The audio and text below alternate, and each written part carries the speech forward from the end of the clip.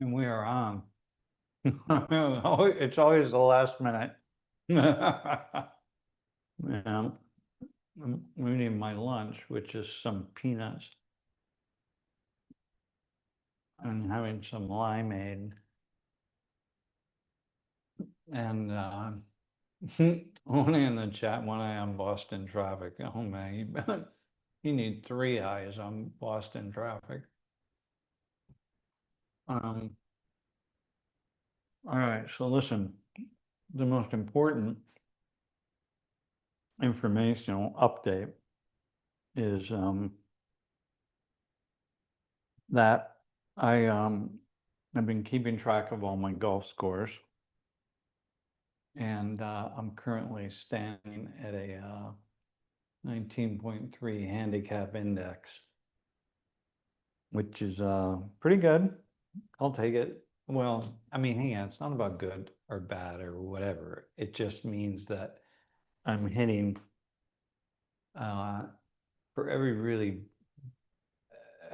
poor shot that I hit a really, really good one. And most are in between.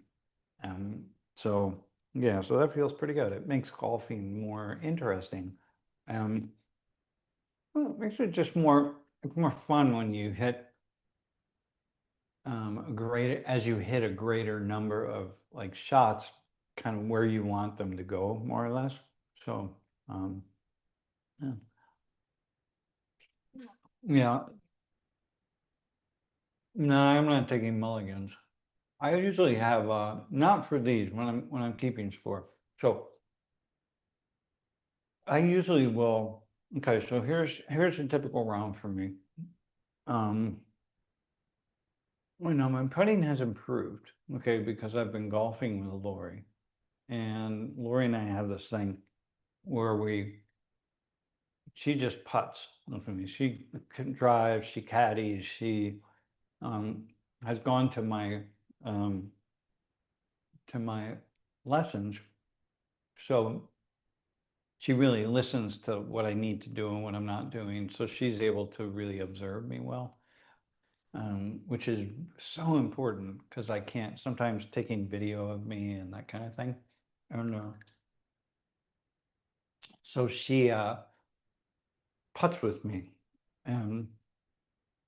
meaning that we both putt. She'll put a ball near where my ball is, and then we sort of have a putting contest. But I do receive the benefit. And now this is not really a mulligan. It's not.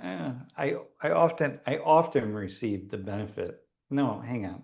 I sometimes receive the benefit of confirming which way the ball's going to break because I watch her ball. But it's never that she's not accurate enough always to really make it very clear exactly what I need to do. Let me just put it that way.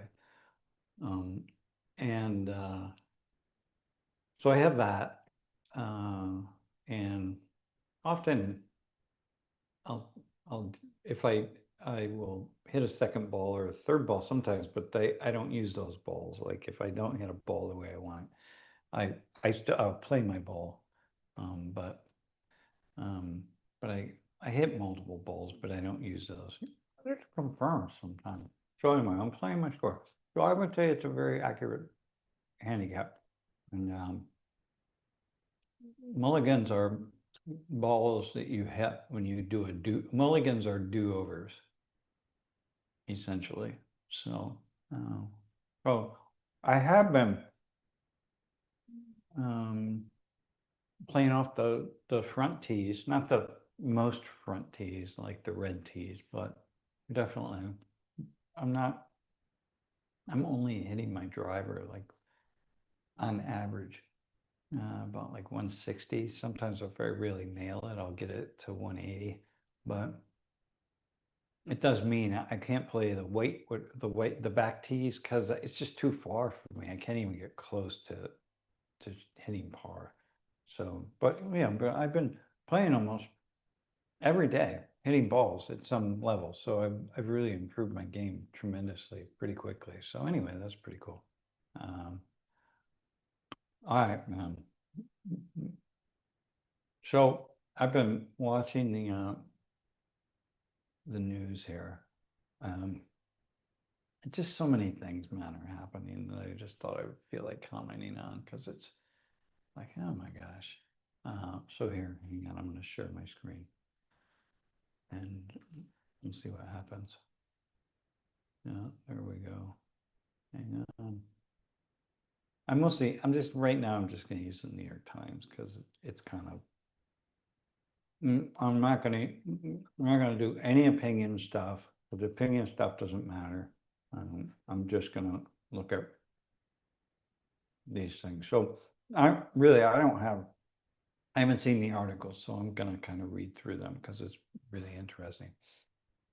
How a 9/11 call led to the nation's strictest trans bathroom law. You know, I was just talking about this in class today. Somebody brought it up, and I still just have this thing that I don't really understand. Maybe I just, yeah, I don't comprehend it. In a bathroom, um, certainly in most parts of the world, in many parts of the world anyway. I shouldn't say most parts of the world, but I mean, you have a stall, so you go into the stall. In a women's bathroom, you only have stalls. In a men's bathroom, you have stalls, and then you have urinals. And most stalls have doors on them. And like in Korea, for example, the doors go from the ceiling to the floor. Like you walk into a box, and nobody sees your legs. You can't see under the stall. You can see over the stall. You just know the stall is closed. And there are many places where this is true, and airports and that kind of thing. But in any case, what we were talking about in class is the bathroom issue. You go into a bathroom, all in a way, like except the urinals are a different story. But sometimes urinals are in stalls too. Less so in the United States; they're out in the open, But the business that you do in a bathroom, you do it behind a closed door in women's bathrooms. And so I guess I'm not really understanding these bathroom laws, meaning that everything's happening behind closed doors in women's bathrooms. In men's bathrooms, I mean, you have the urinals, but that doesn't seem to be an issue if I'm understanding. Hang on, I'm gonna stop for a second. I'll come back to that. If I'm understanding these bathroom bans and these issues and the kind of the struggle here, it's not about trans men going into men's bathrooms, i.e., women who either have or are transitioning to be men. It's not so much about them using men's bathrooms. People don't seem to be up in arms about that, or maybe they are, but that doesn't seem to be what the issue. It's about trans women using women's bathrooms. Okay, so men who are transitioning or have transitioned using women's bathrooms. And some of these laws are pretty strict. Like if you've ever identified as a woman or as a man, meaning you could identify as a man and have top cert have you could be a man, transition and have surgery so that for all intents and purposes, I mean, nobody would ever know that you were ever a man. You appear as a woman, and the whole nine yards, right? I guess I don't. And even then, if you use a women's bathroom, you would be in trouble. You'd be breaking the law, which to me just sounds absolutely absurd. But okay, but anyway, so I was I think I was in Vietnam actually, and I went into the bathroom and I couldn't really tell there was one bathroom, and so I went into it, right? It didn't say it was all gender, or it just was.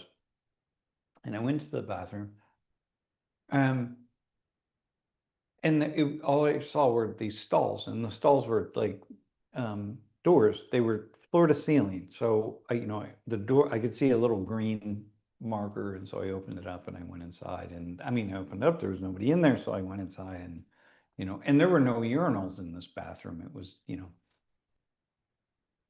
um, so I was assuming it was an all. I didn't know who it was for. I assumed it was for men and women. Anyway, I came out, and a woman came out at the same time, and I was of another door, and I was a little bit startled in the sense of like, wait, I mean, I knew, I just wasn't thinking it through. You know what I mean? Because I'm so used to going to a bathroom, it's only men. Anyway, she came out the door, and she wasn't startled at all with me being there. She was Vietnamese. And well, who knows? Yeah, she was local, and then we just washed our hands. She washed her hands. There were several different sinks. She washed her hands. I washed my hands, and then we left together. But I didn't understand what the problem was. It's like, I mean, I was a little bit startled. Again, she wasn't startled, so she was probably used to using that bathroom, but I wasn't. But the point being, like, what's the problem? If there's like we're using a bathroom together, right? And I mean, she did her private. It's not private. She's going to the bathroom. I mean, it's a thing. I mean, I don't know. It's funny, isn't it? Really weird. Like I was just right here eating peanuts. So I take a peanut, I put it in my mouth, and I chew it, and I swallow it, and then I move on, or I take a drink of lemonade or limeade, and so I do that. But it becomes private matter when it comes out the other end.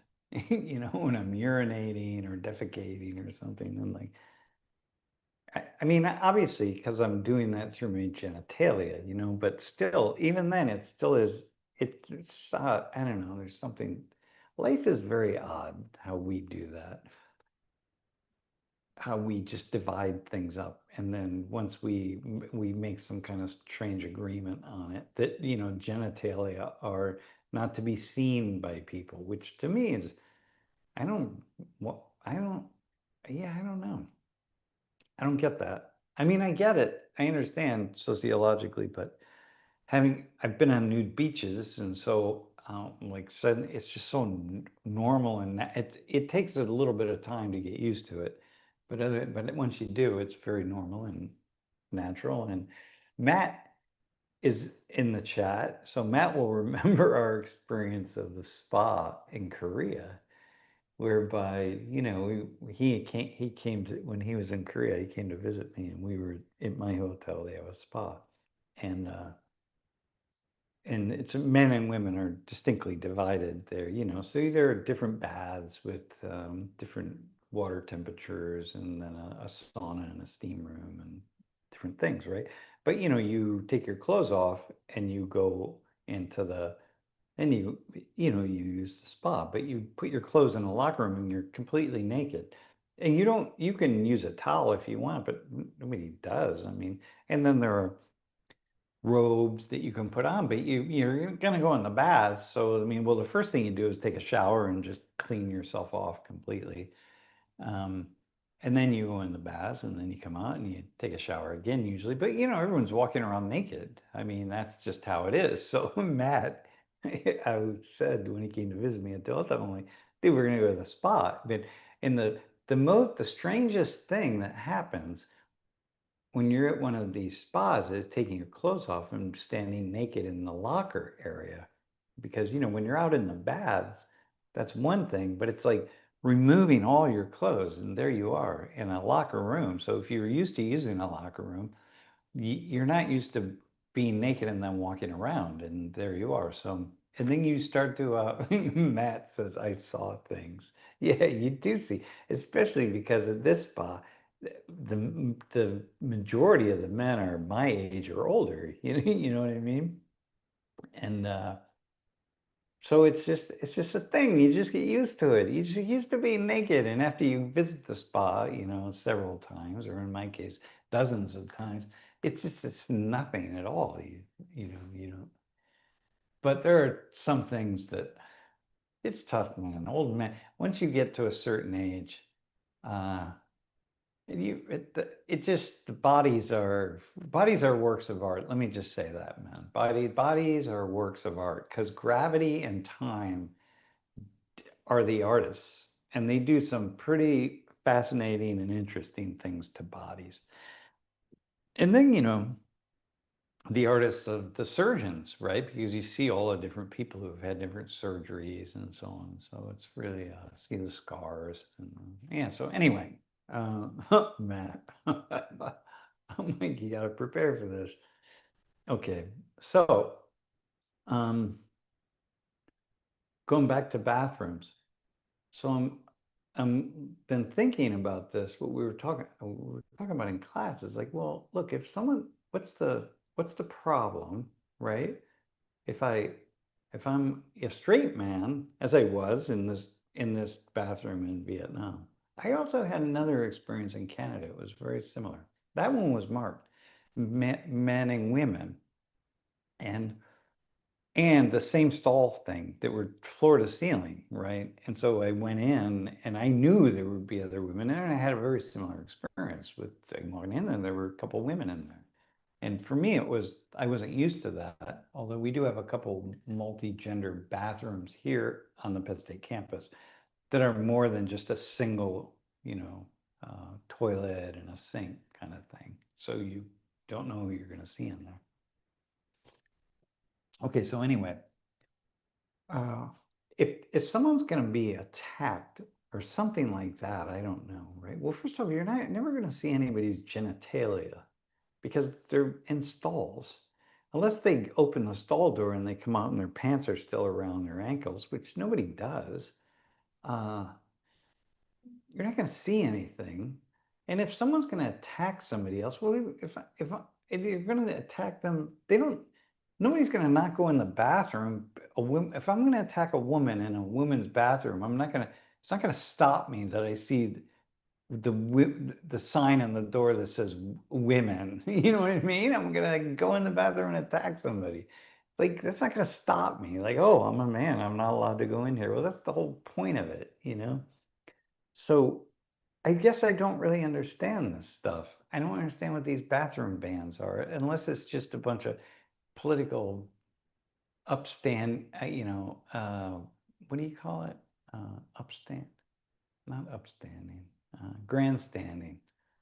Yeah, which is what it really feels like to me. But anyway, let's go back to the article. Mm.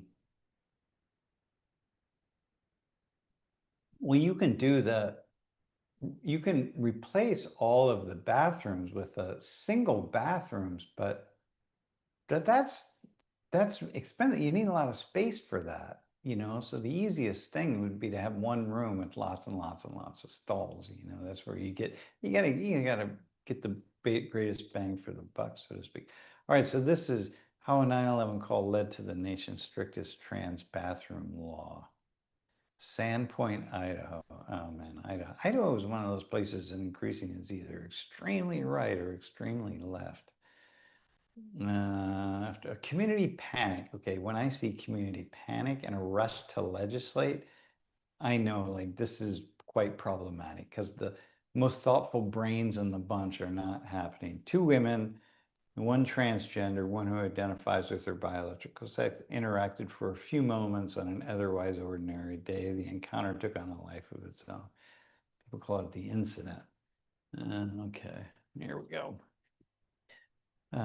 With standpoint as a rallying cry, lawmakers passed the nation's toughest bathroom bill, making it a crime for a person to use a facility that does not match their assigned sex.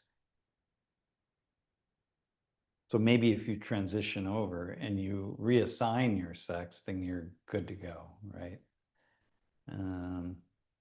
Pray for America.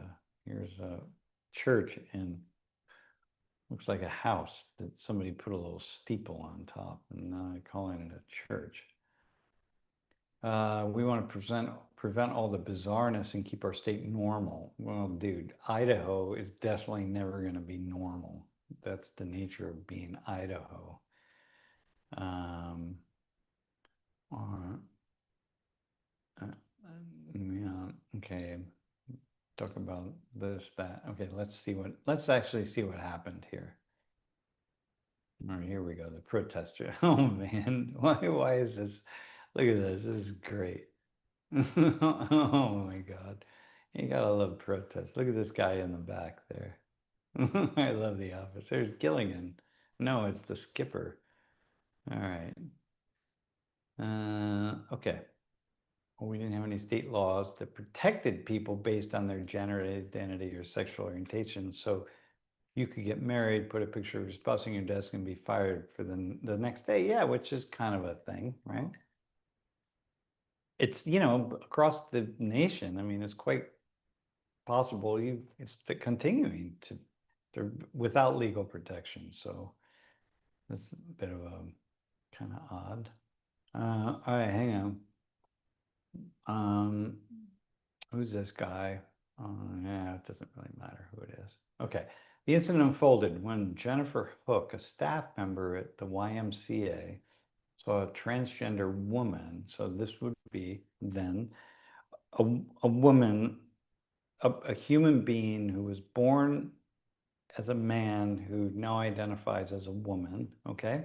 And we don't know what that everything is about to transition. We don't know what that is, what the transition look like. Could be a person with a full beard, but probably not. All right, leaving the women's locker room shower in a bra and a towel. Okay, bra and a towel. All right. The transgender woman was familiar to other gym employees from previous visits, but not to Ms. Hook. All right. So Ms. Hook cannot be reached by phone. At the time, she wrote on social media, I did not see his genitalia. Okay, so now the he in this would say, her genitalia. But I could tell that this was a man. Okay, Ms. Hook asked her bosses to call 911. According to a Facebook post, when they told her the transgender woman wasn't violating any law or policy, Ms. Hook called the police herself. The responding officer told her there's nothing he could do and that she should contact the legislature if she wanted the law changed. The story spread on Facebook, okay, as these matters go, along with expressions of fear that a man dressed in women's clothing could slip into a women's locker room and prey on girls.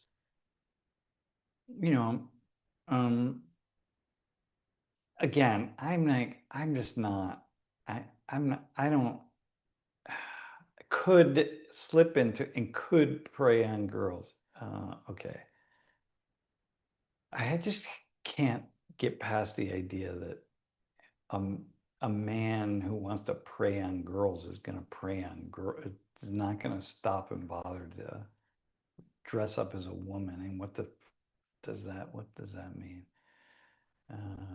Okay, so here's the scene of the crime, the criminal act. Oh, here's your person out there evangelizing. Yeah, all right, well, there we go, right? So, all right, yeah, I don't, God, here, oh my God. Okay, so here's where, okay, here we go. I'm gonna, I don't even, look, the, the thing about, hang on, the thing is, look, to me, this is not a religious issue. It's not a political issue. It's not a ideological issue. To me, it's just it's what I'm saying. It's a sociological issue. Hey, like, why are we having this big, huge debate on this question? Like, really, how often is this happening? Like, what's happening here, really? And why does it really matter? I mean, why does it really matter? You know what I mean? Like, my sometimes, Lori and I will be out we'll be places where, that are down a remote. Recently, I don't know, we were in Colombia, I think, and we wanted to go to the bathroom, and we had to go to this long, circuitous hallways to get to the bathrooms, and we were at a shopping complex, I think it was, as I remember. This was last March. And kind of as the more we got down this long hallway, and then like the women's bathroom was through a door. So there goes Lori into the women's bathroom. And I had to keep going down a hallway and then turn another corner and to find the men's bathroom, right? Now, I'm not worried. I remember thinking like, oh man, there were not many people around. There were a lot of people shopping, but there was nobody in these hallways. And Lori and I both we're quite trusting. I don't have a lot of fear about crime, and it doesn't matter where it is. And so it's Columbia, it's State College, it's New York. It really, I don't have much fear. The chances of either me or Lori being a victim of crime is pretty low. It's very low, regardless almost of where we've been, right? I mean, there are certain areas in Bogota where it's gonna raise significantly, but anyway, I remember thinking, I went into the men's room and I remember thinking, God, do I need to go back there? Like, to make sure that Lori's okay, Like, we really were sort of down these, would seem like abandoned hallways all by ourselves. Like, and then I went, well, no, it's highly unlikely that she's gonna run into any issues. But, we were just, again, so alone.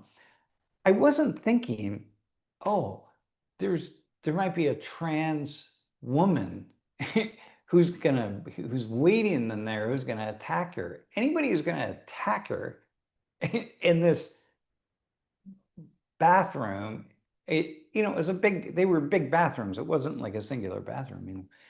It's gonna attack her. They're not gonna be like, I mean, it's not gonna matter. It just never crossed my mind that it would be a man dressed as a woman or something. I mean, I don't know, man. It just seems so absurd to me. So to me, it's just really a sociological issue. Like, we're making much. Didn't Shakespeare have much ado about nothing? And why do we do that? Meanwhile, maybe someone can explain it to me, but I don't get it. Meanwhile, we have this, right? So here's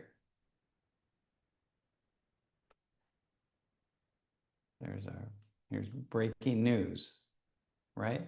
Hegseth estimates the cost of the Iran war has reached $37.5 billion. All right. So, oh, wow, now that's kind of interesting.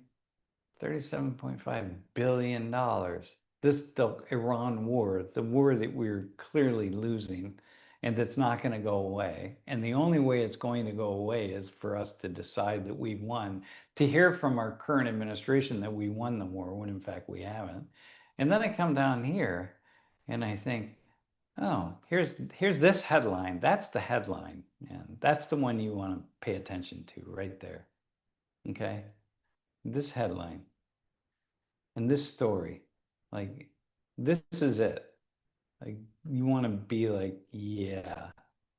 But this guy here, Hegseth, he doesn't want you to think about that story, right? He wants you, he wants you to think about this story. Hang on, come on, pop up here, my friend. Yeah, now here it is, right here. he wants you to think about this one right here, and the bathroom laws. So yeah, don't think about this. Think about men dressing up as women going into bathrooms. I think men who are attacking women are not, they're not stopping to think they need a ploy to do that. Maybe I'm all wrong. Maybe I'm a knucklehead. But this is the story here, man. Like, wait, hang on a second, right? They're requesting $70 billion more to fund the Iran war. Wait, isn't this the administration that wasn't going to enter foreign wars? Huh, all right. Oh, here we go. But I guess we are. And then we got tariffs. So, all right. Well, uh, okay. Oh, and then we got but the Pentagon got an extra 150 billion with the so-called big beautiful bill. All right. So why do you need more money for this war?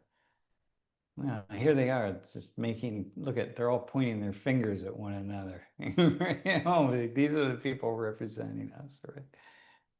Yeah, and then we're gonna tariffs on generic drugs. Okay, we got to have that because we got to make sure that, the generic drugs that would be beneficial to Americans, we don't want to give them an opportunity to do that. Huh. How fun. How strange that is. Or here's another story here. I'm a scholar of genocide. We're entering into a terrifying new era. Oh, so maybe we should be talking about this story. Yeah. Anyway, just find it to be. Let's see what this is about anyway.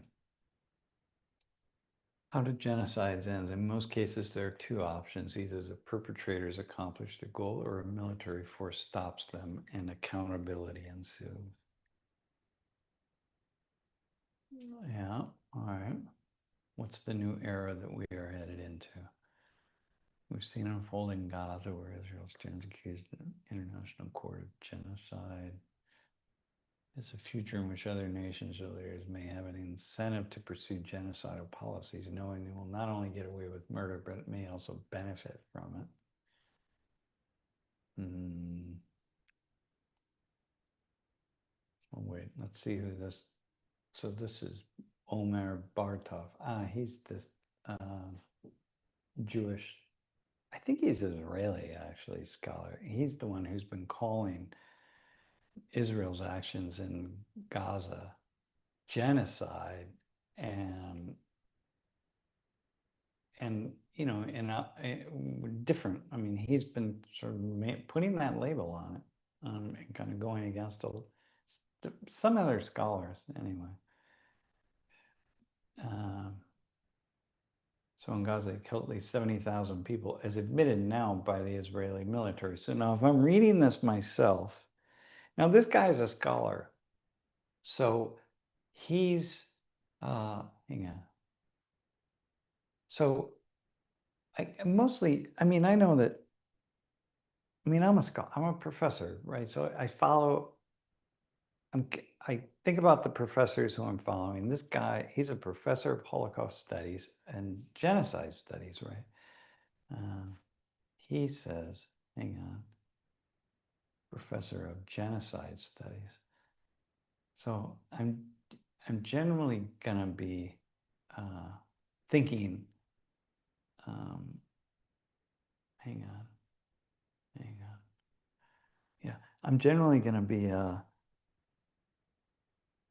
give people, knowing that, for people who do kind of the work that we do, our reputation is really critical.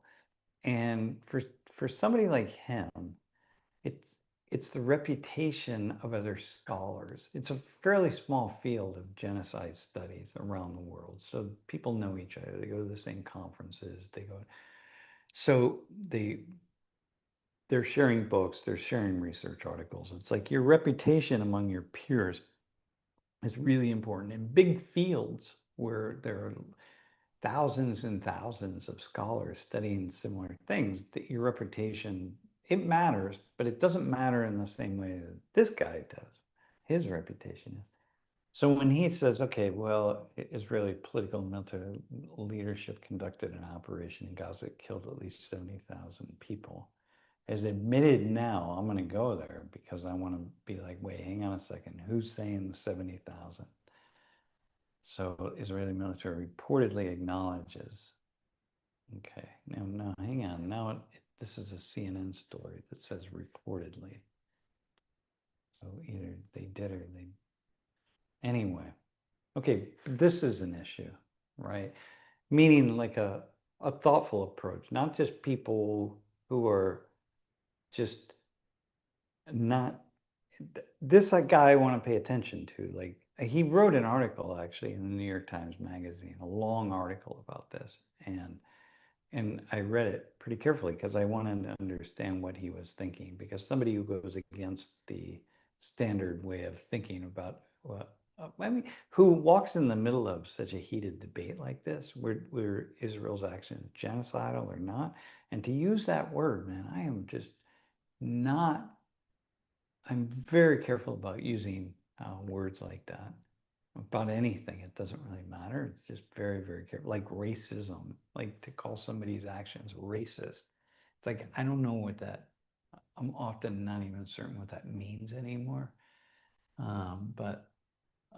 So anyway, so he's saying we've entered into a new era.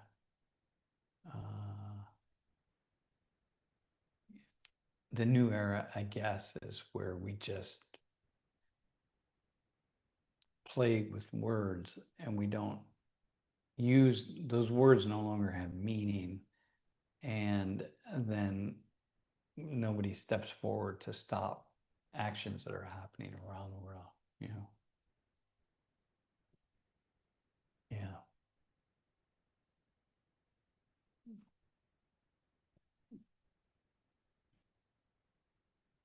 So I haven't gone, yeah, I haven't dug into this, but I will. I want to read this and see what, you know.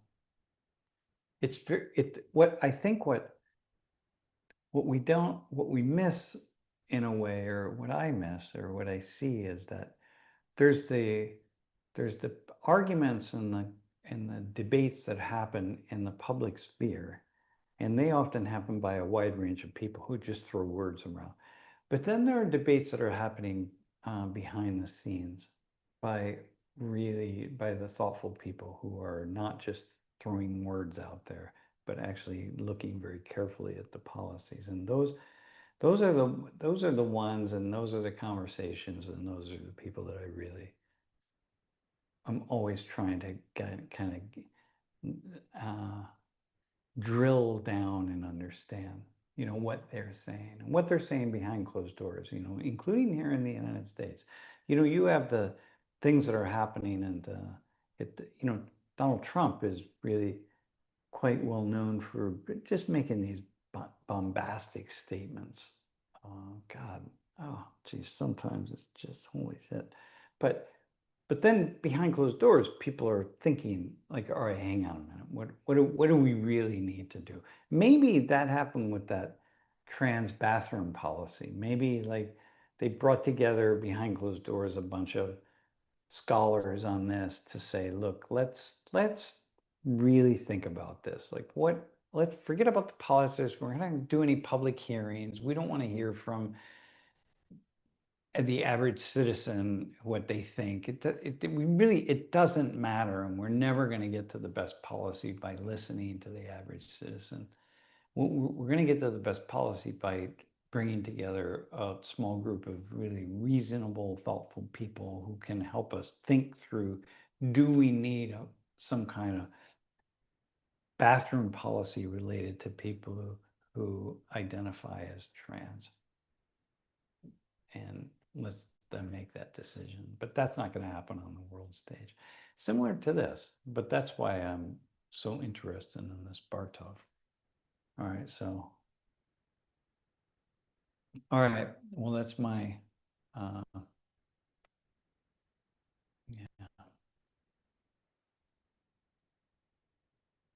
Yeah. I It had looks like, I had an idea. yeah. There are groups out there like Moms for Liberty. I know somebody who's connected to that, and the bathroom issue is very important to them. And you had a lot of thoughts, and I wanted to ask you if you could think about questions that you would want them to answer, trying to get to the understanding of what is really the problem and what is the solution that Mm. could be not accommodating, but like a compromise of some sort that would be Yeah, yeah, realistic. yeah. No, I really like the idea. Wait, Jeff, you can hear you on the stream, right? Yes, they can. Okay, yeah, okay, good. No, I would love that. I really want to know. Look, set the politics aside, like the extremism, the hysteria. I don't care about hysteria. Hysteria is not going to get us anywhere from the right wing, from the left wing. It's like just kind of stupid stuff, right? Like Mamdani, I see this headline there that he said that if Netanyahu comes to the U.S., he's going to have him arrested. It's like, and then you can't have him arrested. Like, you don't have the power to do that. Like, that's just, dude. Do you not know that when you make a statement like that, are you making those statements just to you're not to, it's not to build bridges, it's just to be divisive and to try to get a certain number of people to support you. But those people are going to be the same damn people to support you anyway. It's just like it's just divisiveness. So for me on this bathroom issue, it's just as setting take leave religion outside of it for sure.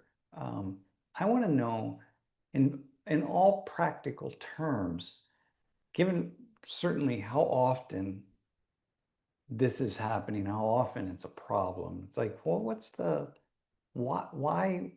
point? What's the point? That's, I think, for me, such a man here. Yeah, so dude, I would love to hear from people. That would be awesome. I have this other thing that I was gonna pop up here. I don't know if I have it yet. I don't know if I don't think I have it, but it was a it was a graph of just the amount of how wealth inequality is skewing to the wealthiest people, and I'm like, it just strikes me that there are so many other issues that's bigger, but maybe I'm just not seeing it. Maybe this is such a huge issue that I miss it and I'm not understanding, and yeah, maybe I don't know. I guess maybe I'll figure it out. Yeah. Yeah. Yeah, divide and conquer, man. And I don't know, I guess it strikes me as if before this trans issue blew up, like for example, so we have a former TA, he used to work for us. And when he worked for us, he was a she. And uh, so I remember um, when he was started his transition. Dude, his transition started when he was probably 5 or 6 years old, man. So he, when I met him when he was 19, I think, he was a she and she was a lesbian, and she was really butchy lesbian. Like it was always like, but was very Christian and very much not wanting to be a lesbian at all because was very Christian, and so uh, very I get I can be a lesbian, but if I never have sex, I guess I'm not sinning. I mean, it's just the craziness of religion, man, and what it does to us. I was just listening to this video of this guy talking about some of the verses, really, really extreme verses in the Quran. And it's like, oh man, all these old holy texts like the Old Testament, God's pretty mean in the Old Testament. I guess he got nicer in the New Testament, or she. Anyway, all these old texts they got, man, they're tough. God's tough, man. God is tough.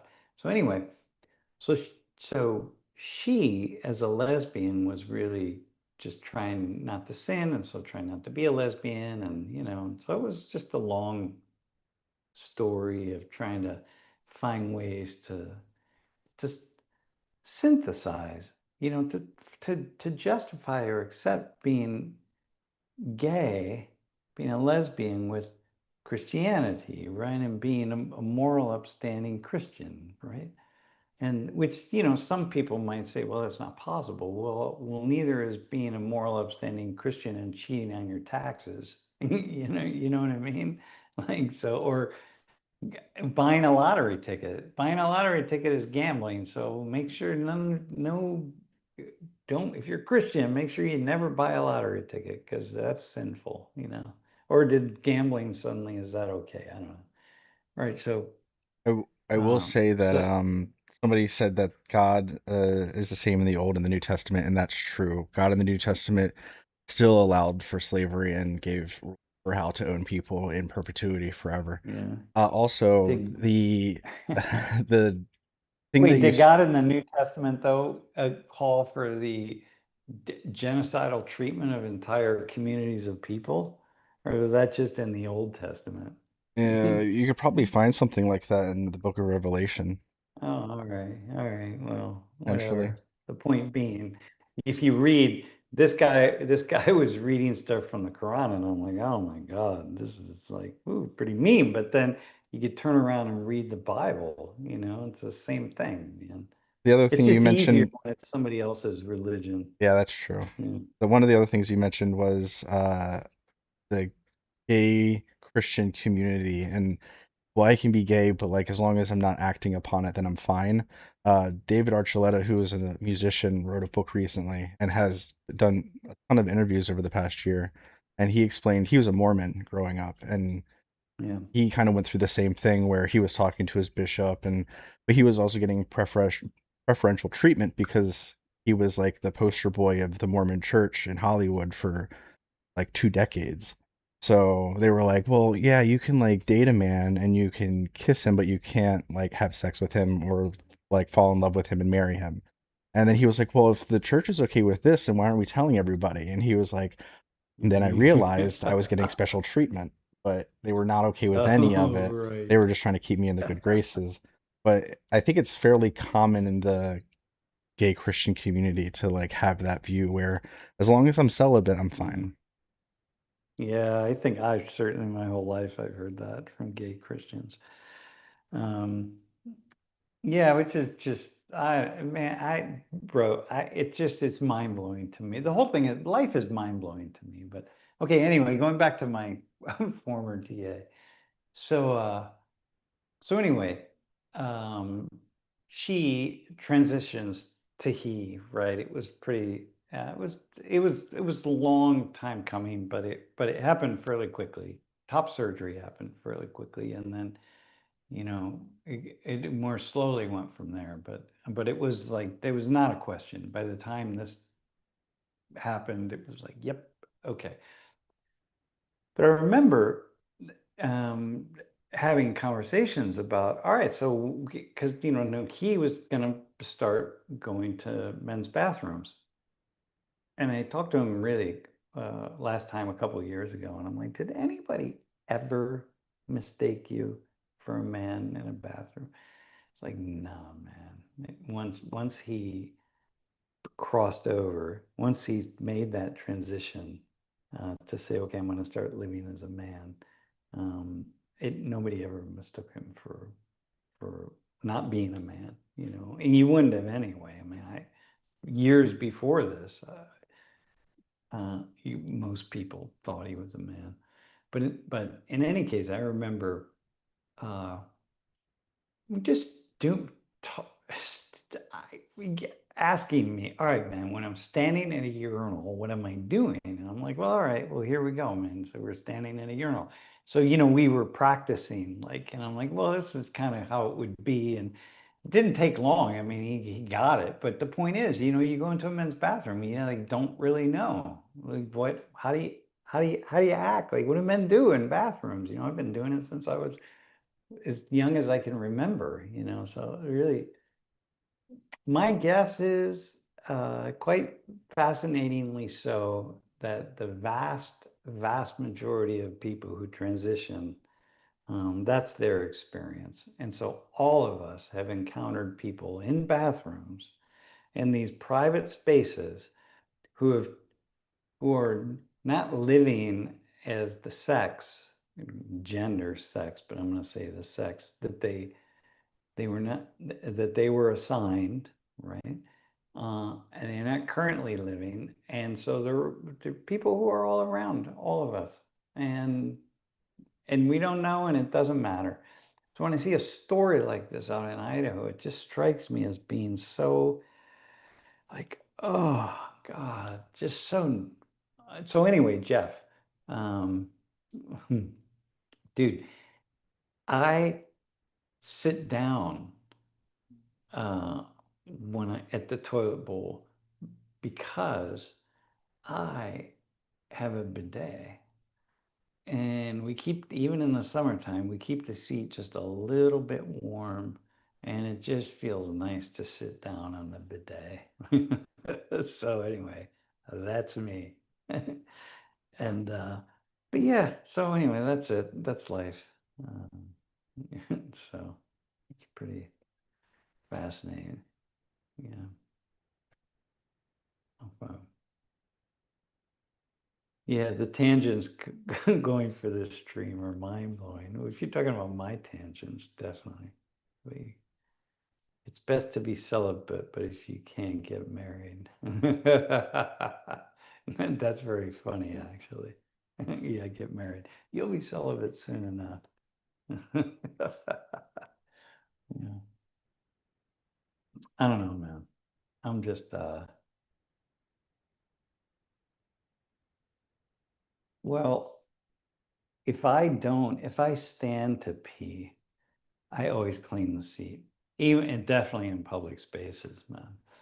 And so in 100 Thomas, where I teach, right behind the one door is a bathroom, and where you see up in the front, as you're looking to the front of the room on the right side, there's a camera over there. Behind that door is a bathroom, and it's a unisex bathroom.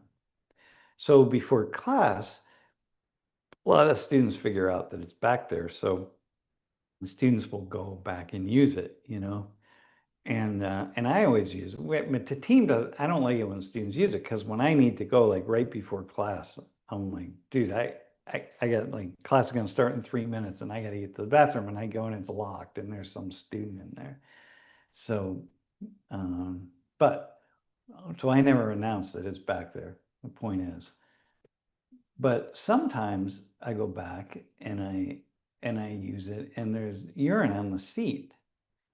And I'm like, very often actually, I go back and there's urine on the seat. And it's not guaranteed that it's men, by the way. Women, and they're not, first off, so many women don't sit on seats, and then they're not very good aim when they don't. But that's coming directly from my wife, by the way, who finds urine on seats all the time in women's bathroom, unless they're trans men who are visiting women's bathrooms, the big scourge of a problem that we seem to have in the United States. It may be throughout the world, but the point being, I will go back into this bathroom and there'll be urine on the seat, and I clean it up. I have to clean it up because as often as not, when I leave the bathroom, there's one of our students out there, and 3 out of 4 times the people using the students, my students who are using that bathroom are women. So if I come out and I can't come out and be like, hey, there's urine on the seat in there, but it wasn't me. It was someone before me. So don't blame me. It's like I can't say that. I have to just clean it up. So I have cleaned so much urine up on the seat of that bathroom. You cannot imagine it. And because it's just a thing. Well, and I do it anyway, just because it's just the kind, I don't know, it's a thing to do. You know what I mean? So whenever I use a multi-sex or multi-gender bathroom, I will always want to clean the seat, even if it's not my urine. It's just a thing. It's my little offering to the world, because urine, by the way, is it's sterile. So whatever, it's not a problem. That's my take. All right, what else do we have? What do we? Let me see.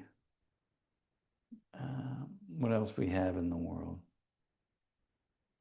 Yeah, I think that I'm looking at this article by Mamdani, and I'm like, come on, dude, can we just not be so damn divisive? There we go. Oh, here we go. I got one. Let's look at this one. All right. Donald Trump Jr.'s investment firm posts staggering returns of 200%. The fledgling firm run by the president's oldest son. Wow, man, this Trump family, man, they've got this thing figured out. You know what I mean? Like, oh my God. It's run by the president's oldest son, and his partner, Omid Malik, has made investments in AI and defense technology. Doesn't his father have something to do with defense technology and AI? Huh? Isn't that how they've tripled in value in just months? Well, now, it isn't great to be the child of it. I wonder if this was, hang on a What can we second. say, Sam? He's a great businessman.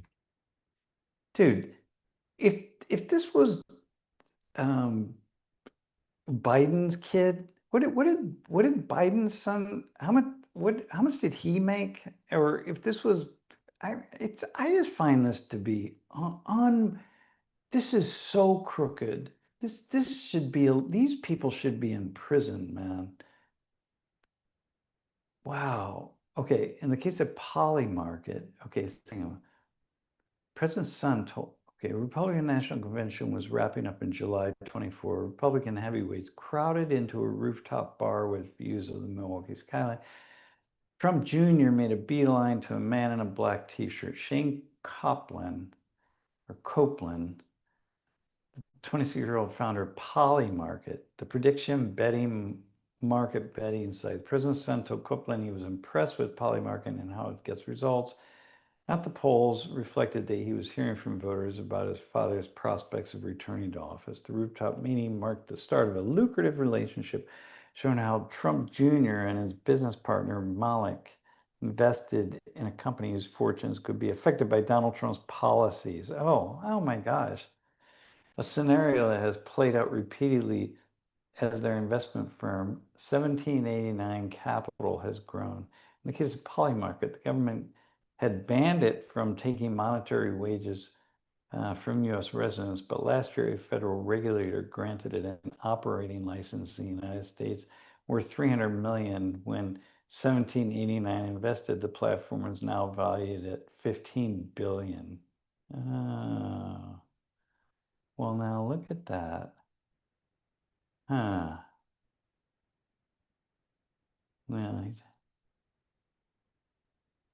Well, there we go. There's Mr. Shane Copeland. Yeah. Dating back to the first Trump administration, members of the Trump family have faced criticism for mixing business with politics. This is news, man. This here, right here. Hang on. That here. That's. This isn't news to me, really. This is just not worthy of being news. I mean, okay, it is at some level. Now, this is news. Wow.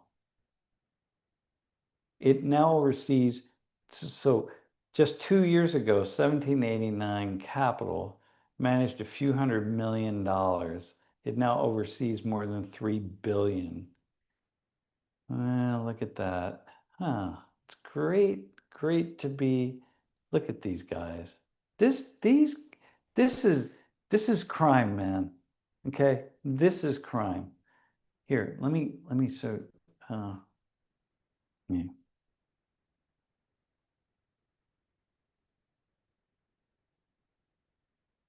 Let's go armed robbery suspect. Here we go.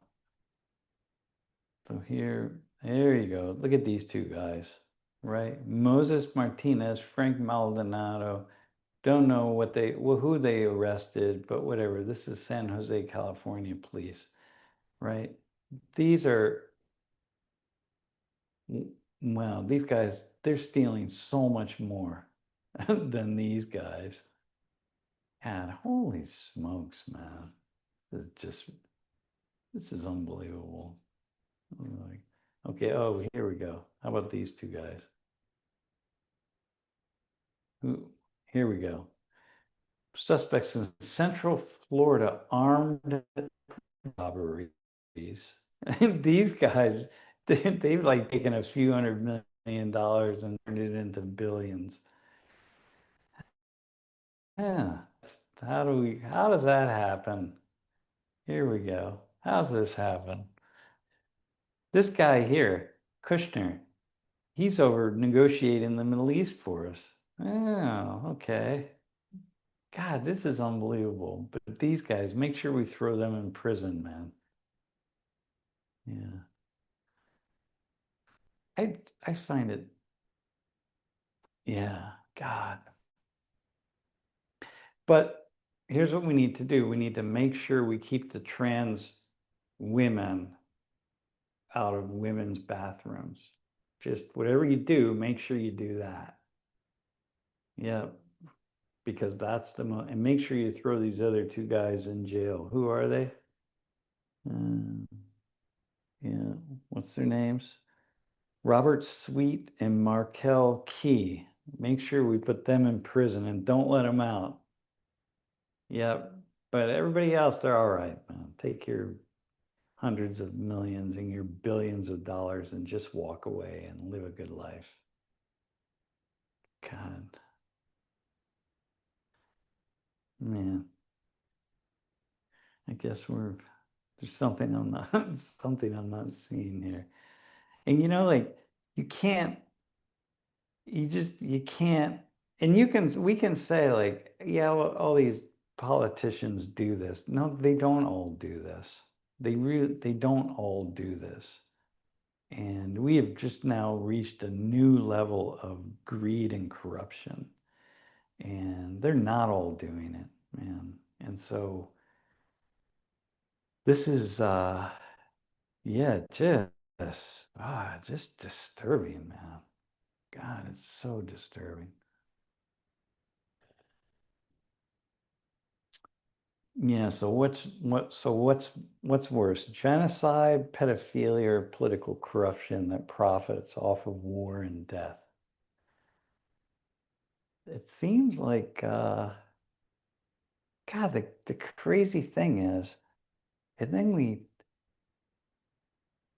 yeah, it's not, it's just, oh God.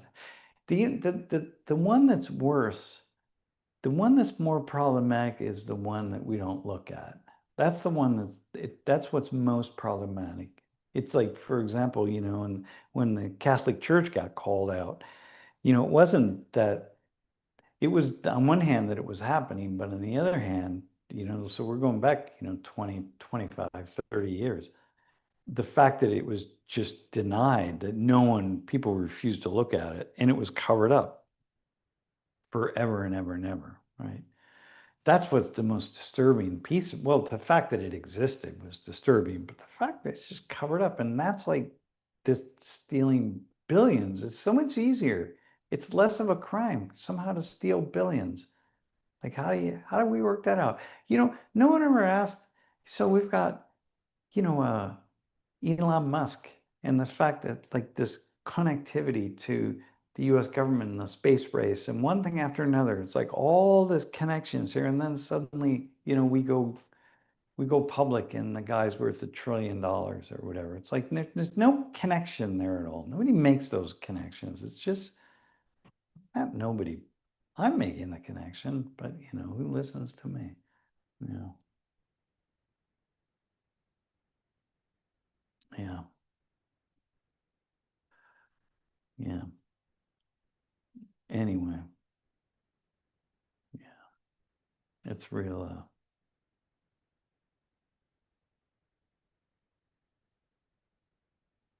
You know, by the way, not all corporations get bailouts. I want to respond to that. Some corporations do. If you're connected and you're in the right position and you're connected, and if the opportunity is there, you get some kind of a bailout, but otherwise you don't. Hey, by the way, um, I saw this statistic. I don't know. I didn't have time to really dig behind it to see who came up with this number, but it was something like some extraordinary percentage of Americans who really could could be are eligible or could benefit from declaring bankruptcy, but they don't, and they don't mostly because of pride. That in the United States, it just takes. There are some people who obviously who can just declare bankruptcy and they don't care. Let somebody else sort it out, write it off on the books, whatever. But the reason that most people don't declare bankruptcy is because of their personal pride. Like anyway, but the number was that I think it was upward somewhere around half of all Americans, maybe a half of a certain group of Americans. Hang on, I'm gonna look that up. Um,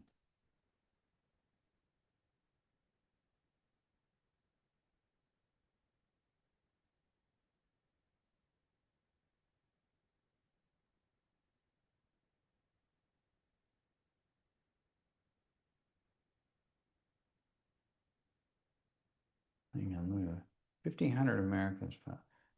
No, uh, wow, man, I can't.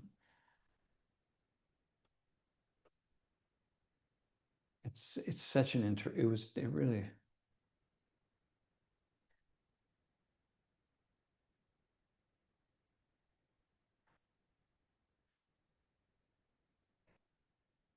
I don't know where. Maybe I didn't look it up because it was tariffs are driving Americans to bankruptcy, and there are all sorts of things on it. But anyway, it was just something about it. Like, wow, crazy.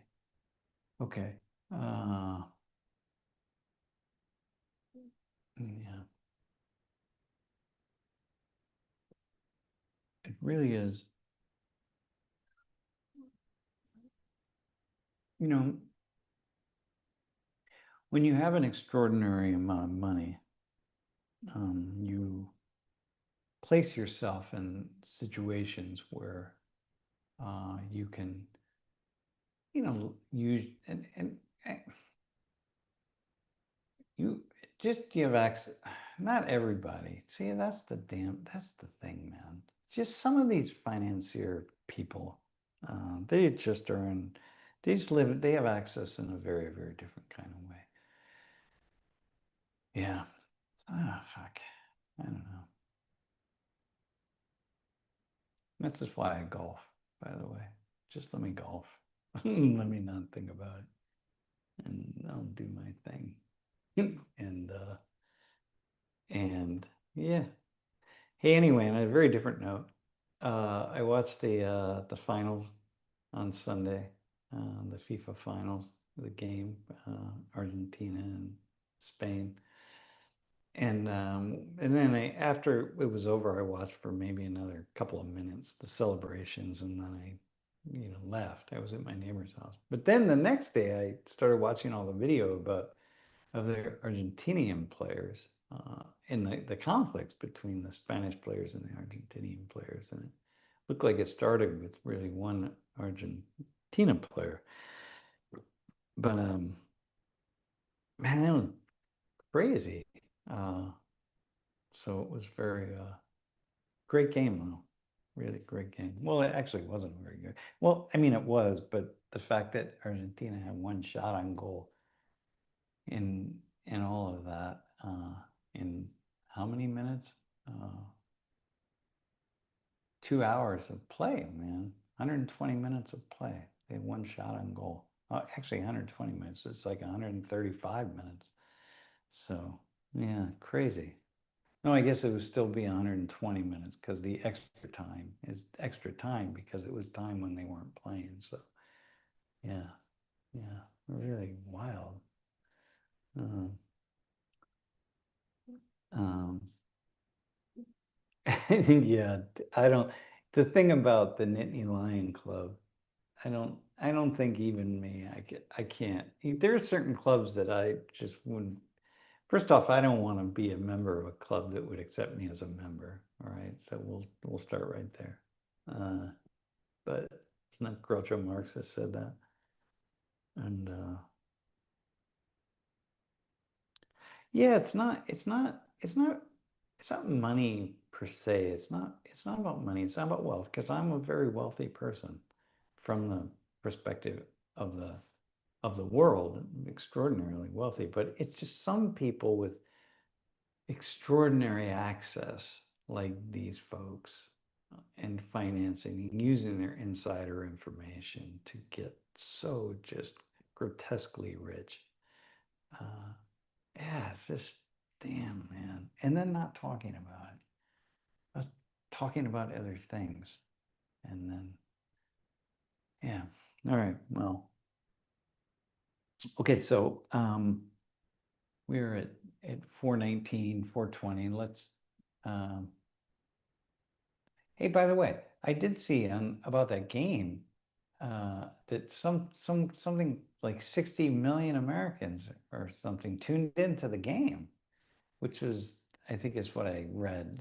That's extraordinary, man. The Americans who, most of whom referred to it as a soccer game. Uh, yeah, that's big. So this is a huge thing, man. So that's huh. It's a lot of folks.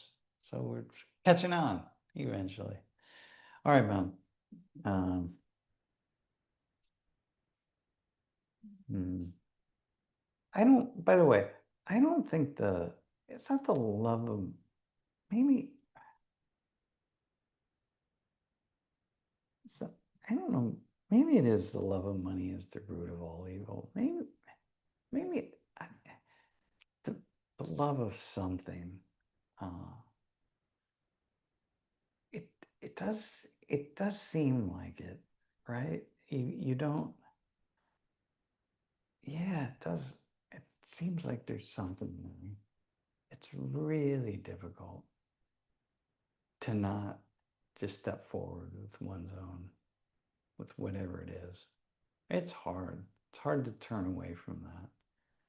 And then, because the problem is it doesn't happen suddenly. It happens slowly. And then over time, you slowly come up with, do the mental work that you need to do to justify all the new things that you have and that you do. And we each of us can see that we worked hard, and even if it was just like a singular deal, like I made some deal where I take $10,000 and I parlay that into $10 million somehow because I invested in just the right place because I knew someone and they told me to do it here, and then I take part of the 10 million and I turn it into 100 million. It's not going to happen just overnight. It's going to happen over a period of time. In the middle of all of that, other things are going on. And it's rare, and very few people would do that, and this kind of thing. And then as it happens, I can, all along the way, I'm going to be having an understanding of the work that I've done to make that happen. and my role in it, and how I've used my mind and not just my connections, and I did it myself. And I mean, you're going to come all these very complex ways that explain, or I don't want to use the word justify, but it helps to position myself, how I got in this position to make an extraordinary amount of money. And again, it happens over months and years, and so suddenly there I am, and before I know it, I'm in this position, and like it's all been justified, and it feels good, and like, all right, I got it, here we go. And then I don't see it as evil, or I don't see it as problematic, or I don't see me as it's everything that I've done and everything that I've earned, and I have to step outside of myself to see it from another perspective, to really see that, wait a minute, a lot of things happen that were not my own doing, that it's all about, that are really much more related to nepotism than it is to anything happening up here in me. And but by then, once you get in at a certain point, it just is what it is, and it just all makes sense. And then I deserve it, and so here we go. And then I start down a different path, and there's where we go, man. Yeah, it's like, yeah, it's got to step outside and reflect on the bigger picture. Little Miss J111, yeah. I mean, it's hard to do that. Like, I don't know, and we're all in that, like, now we're all in it, but most of us are. There's a lot of people way below anybody who's going to be listening to this, or be on the chat, or listening to me just kind of talk about these things. There's a lot of people way below us who never had even a fraction of a chance. And so we don't, just by being born in a certain place, in a certain time, in a certain way, to a certain family, that's just nepotism. It's just chance unto itself. It's almost like its own nepotism, right? That you get the benefits we get from family and friends. It's just like including the family we're born into. So, you know, yeah. Um, I think that green-eyed lady about that. Yeah, there were a lot. I think people, like, we all have misconceptions of places, right? And people around the world have just as many misconceptions of the United States as Americans or people in the US have of other places in the world. So, yeah, it was cool to see all of these videos that people were making, and conversations people were having about all sorts of things that they discovered about the US, who maybe never been, many people, the things I was watching, had never been to the United States. So it's like, that's really valuable, that people take away this positive impression, because there too much negativity, man. Like, have some positivity. Like, so anyway, that's pretty cool to have that, like, to see just people joining together and discovering things. So yep. Even just, there, after games, there were like conflicts between fans, and like, oh, the Argentinian fans are fighting with the British fans or whatever. It's like, yeah, the English fans. It's a few people were, but there's tens of thousands of fans, you know what I mean? So few are fighting. Like, that's not, anyway, yeah. Yeah. All right. All right, man. Uh I'm gonna I'm gonna head out. And no, for real, it's 4:26. So we missed the 4:20 cutoff, so I'll have to wait till tomorrow. Anyway, uh, everybody be well, and enjoy the summer. And there's a lot of crazy weather we're having, so hope all is well. I am well. So I'm out. Peace, Jeff. We can be done. Take care.